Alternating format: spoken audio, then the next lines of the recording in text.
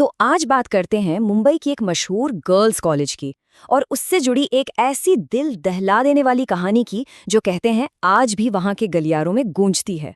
और सुनिए, ये कोई कोरी अफवाह नहीं है, ये एक सच्ची घटना पर आधारित है। कहते हैं रात के 2 बजे किसी औरत की आत्मा भटकती है।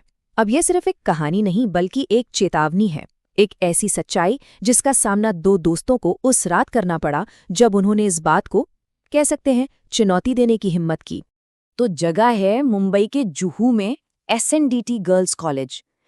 दिन में तो एक आम कॉलेज की तरह ही है, लेकिन इसी कॉलेज के कैंपस में एक पुरानी बिल्कुल वीरान इमारत है, एक ऐसा खंडर जिसके बारे में कहा जाता है कि रात के अंधेरे में वहां आत्माओं का वास होता है।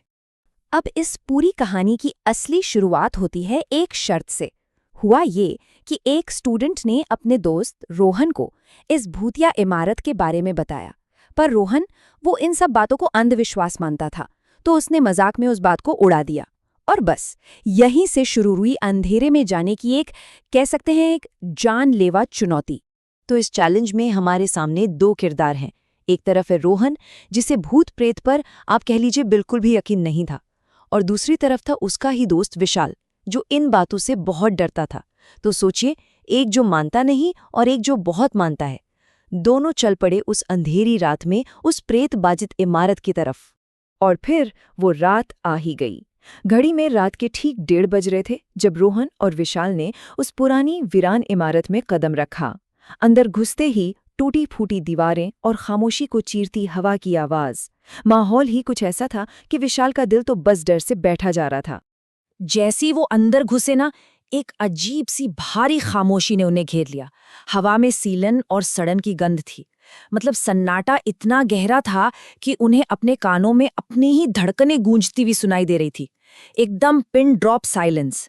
और तभी उस खामोशी को एक आवाज ने तोड़ा। एक खाली क्लासरूम के अंदर से किसी औरत की आवाज आ रही थी, और वो पहाड़ा पड़ रही थी। 2 एकम 2, 2 दूनी 4। अब ये आवाज सुनते ही विशाल तो बुरी तरह घबरा गया, लेकिन रोहन को अब भी यही लग रहा था कि भाई कोई मजाक कर रहा है।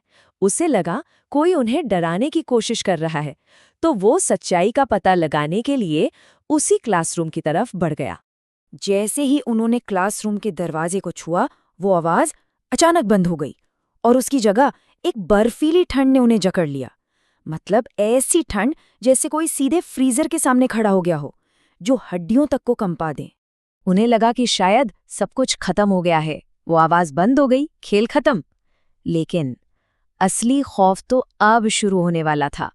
वो जैसे ही अंदर घुसे, वही पहाड़े वाली आवाज फिर से गूंजने लगी, पर इस बार आवाज में गुस्सा था। और फिर अचानक एक जोरदार थप्पड़ की आवाज आई, चटाक! और उस थप्पड़ के साथ ही कई बच्चों की चीखने और जोर जोर से रोने की आवाजों से पूरा कमरा गूंज उठा।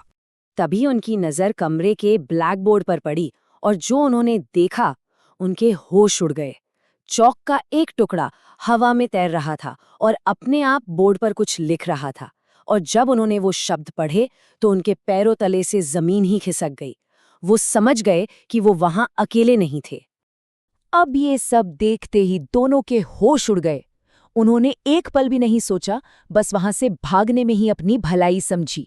वो क्लासरूम से निकलकर इमारत से बाहर की तरफ पागलों की तरह भागे। वो भाग तो रहे थे, लेकिन शायद उस खौफ से बचना इतना आसान नहीं था। कहानी का सबसे भयानक मोड़ वो तो अभी बाकी था, क्योंकि भागते भागते उनमें से एक दोस्त पीछे छूट गया था। रोहन जैसे तैसे भागकर इमारत के बाहर पहुंचा, और जैसे ही उसने पलटकर देखा, विशाल उसके साथ नहीं था, वो गायब था। उसने विशाल को कई आवाजें लगाईं, विशाल विशाल, लेकिन कोई जवाब नहीं आया। अब रोहन का दिल तो मानो बैठ ही गया। कहाँ गया विशाल? क्या वो अभी उस डरावनी इमारत के अंदर ही फंसा हुआ है? तभी उसकी नजर पहली मंजिल की एक खिड़की पर पड़ी, और जो उसने देखा, उसके रोंगटे खड़े हो गए। विशाल अंदर फंसा हुआ था। वो रो रहा था और जोर जोर से खिड़की को पीट रहा था, लेकिन वो खिड़की खुल ही नहीं रही थी। अपने दोस्त को बचाने के लिए रोहन बिना कुछ सोचे वापस उस मौत की इमारत में भाग गया। जब वो क्लासरूम में पहुंचा तो सामने का मंजर देखकर उसकी सांसें अटक गईं। विशाल जमीन पर एक कोने में सहमा हुआ बैठा रो रहा था और उसके ठीक सामने वो औरत खड़ी थी। धूल में सनी काली साड़ी, बिखरे हुए बाल, उसकी चमड़ी सड़ी हुई और सूजी हुई लग रही थी और आंखें पूरी तरह सफेद थीं। हाथ में एक छड़ी लिए वो बस विशाल को घूर रही थी।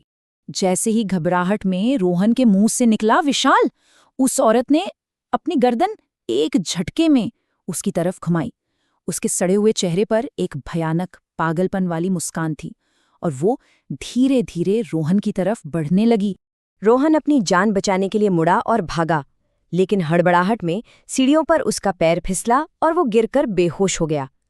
जब उसकी आंख खुली तो वो खुद को विशाल के फ्लैट पर पाया। पर उस रात की कहानी अब 2 अलग-अलग तरीकों से सुनाई जाने वाली थी। और सच कहूं तो यहीं पर यह कहानी और भी ज्यादा डरावनी हो जाती है, क्योंकि उस रात असल में क्या हुआ था इससे लेकर रोहन और विशाल की यादें एक दूसरे से बिल्कुल अलग हैं। रोहन कहता है कि विशाल अंदर फंसा था और वो उसे बचा रहा था, लेकिन विशाल की कहानी बिल्कुल उल्टी है। वो कहता है कि रोहन फंसा हुआ चीख रहा था और उसे बचाने के लिए वो अपने कुछ और दोस्तों के साथ अंदर गया था। इनकी कहानियों में बस एक ही बात कॉमन थी, जिस पर दोनों सहमत थे। उस रात वहां मौजूद सभी लोगों ने उस टीचर के पहाड़े पढ़ने और बच्चों के रोने की आवाजें पूरी बिल्डिंग में गूंजते हुए सुनी थी।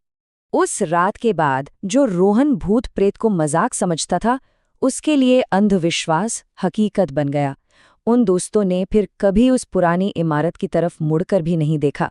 आज भी एसएनडीटी कॉलेज अपनी जगह पर है और कहते हैं आज भी वहां के छात्र रात में उस वीरान हिस्से की तरफ देखने से भी डरते हैं।